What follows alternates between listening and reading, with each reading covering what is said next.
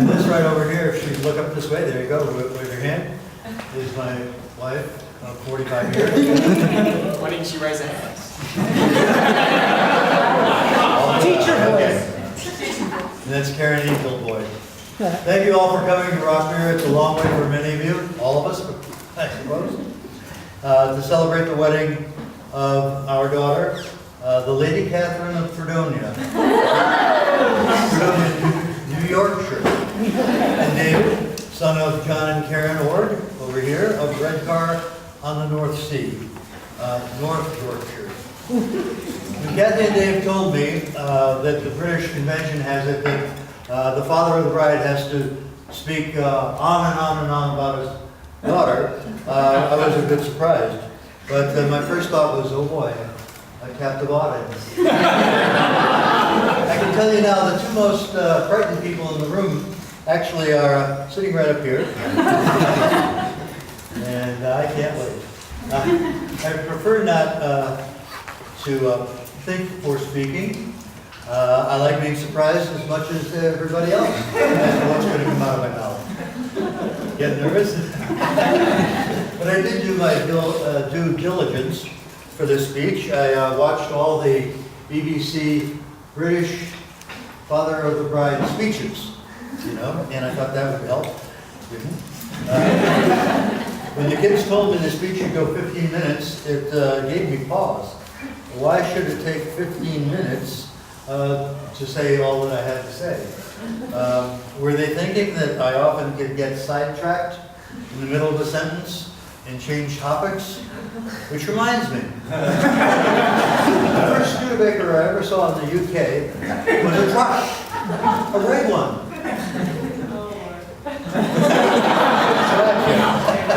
Now, where was I?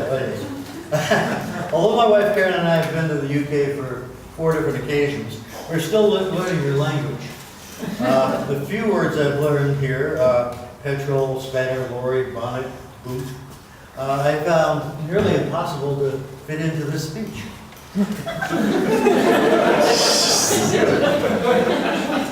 Kathy has learned very quickly that the Brits and the colonists speak very different languages.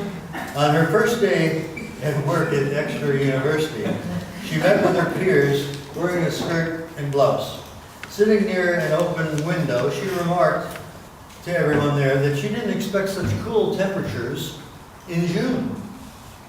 And then she said, I wish I wore pants today.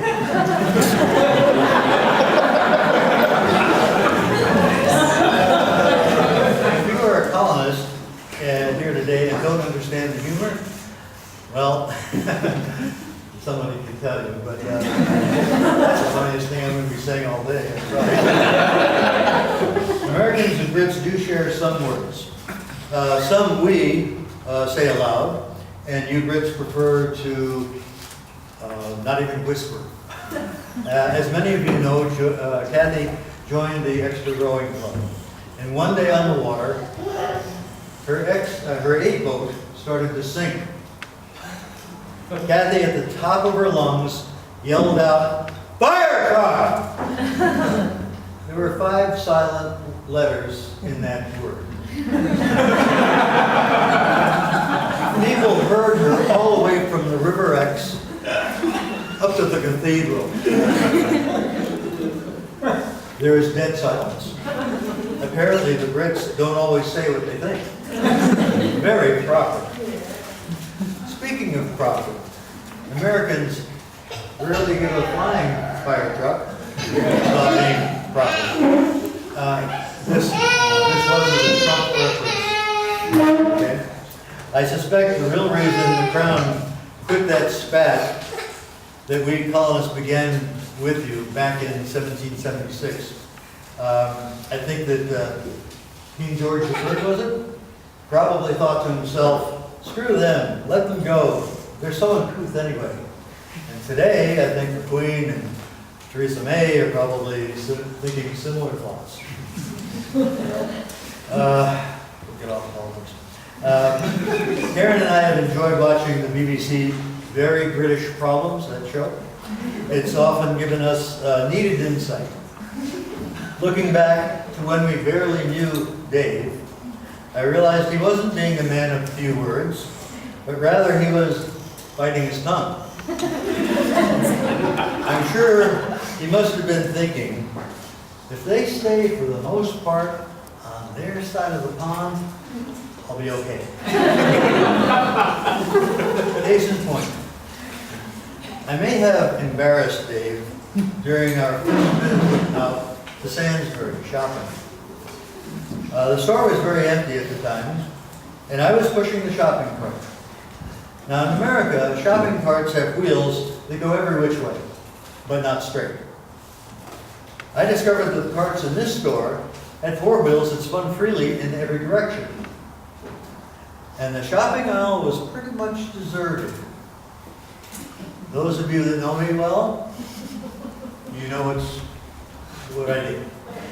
Very simply, I spun the cart, and it spun 3 times, zoom, zoom, zoom, in a straight line. I was so surprised and delighted, I did it again. And again. Later I learned that Dave had immediately hurried from the aisle when he saw me do this. I now publicly apologize for my behavior. And I ask your forgiveness.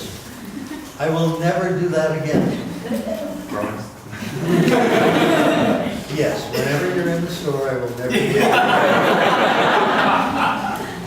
Somehow I lost count.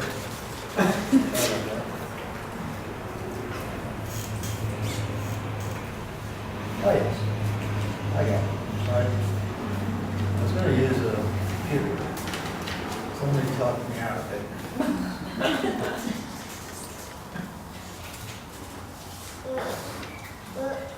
Ah, yes. I just said that. Catherine's always been a natural athlete. She got this gift from her mom, who is a starter on the varsity teams in 4 different sports, all through high school in the States. Kathy didn't walk at 9 months. She ran the first day. The first day she could ride a 2-wheel bicycle, Kathy was able to weave in and out of traffic cones that had set up in the driveway. On our backyard swing set, she was able to swing so high that the chains would go slack. She was always fearless.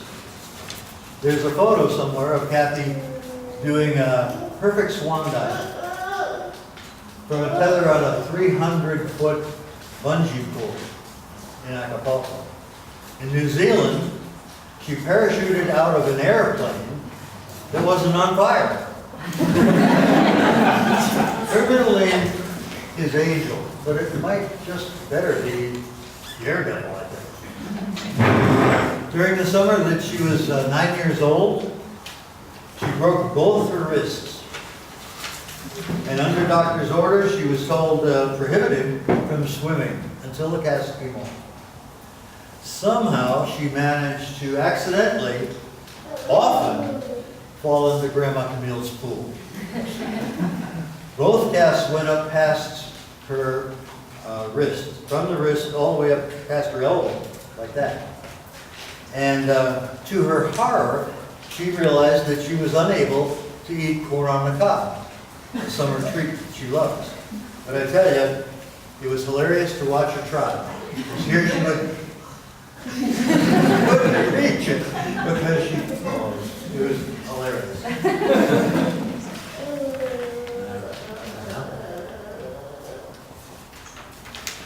Kathy's always been a smart-ass kid.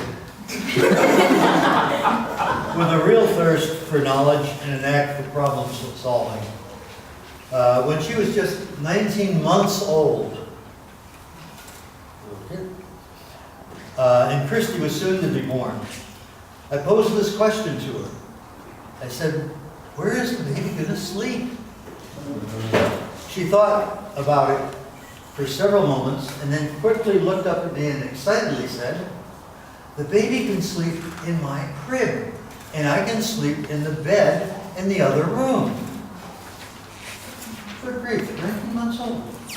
Who does this? That's simply not normal. I mean, problem solving. Oh, yeah. All young children adore their parents. I believe they believe we're all knowing. I thoroughly enjoyed this time of Kathy's life when she looked up to us. But it all came to a sudden end. How she ever found out the truth, I'll never know. I never did find out. But at some point when she was in 5th grade, she realized I didn't know everything. The worst part about it, she immediately told her sister Kristen. I think Kath has a crafty sense of humor. After finishing all her requirements for her bachelor's degree at Ashland University in Ohio, she convinced her parents that it might be a good idea to study for a 9th semester abroad in Sydney, Australia, at Macquarie University, a very challenging school. Back then, the direct communication to another side of the planet was primarily by landline. And the few calls home seemed to be always about the grand time she was having, visiting Sydney, exploring the Great Barrier Reef, New Zealand, Tasmania, Fraser Island, Ayers Rock. One day, late in the term, she mentioned on the phone that she was beginning to worry about the upcoming exams. I didn't remind her of all her extracurricular activities that she had been doing, but I wasn't happy.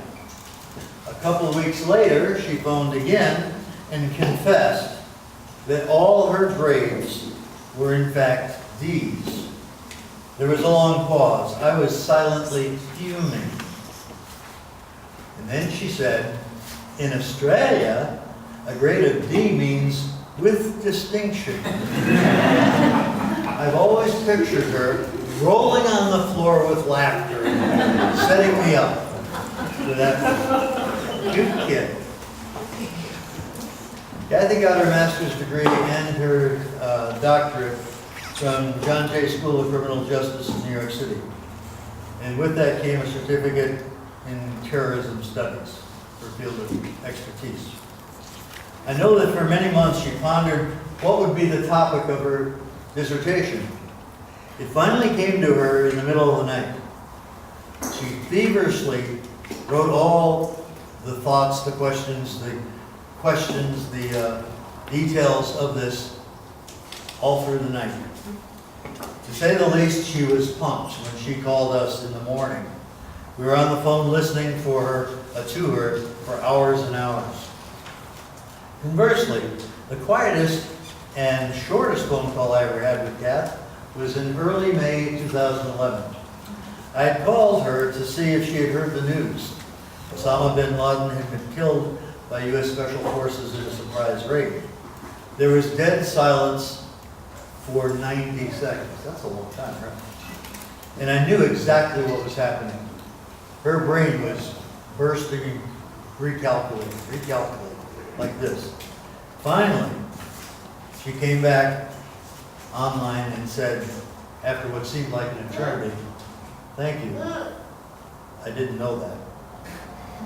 It's interesting, very short call, but something I knew that she didn't imagine. I'll be wrapping up in a moment. I know you are looking forward to the coffee, tea, and dessert, as well as the next 3 speakers. I do want to say this in closing. I do want to say that if the Queen can have a Yankee actress for someone in the royal family, then certainly all must be well with this match. I couldn't be happier for Catherine and Dave. They're a fine couple who I know will have a wonderful life together.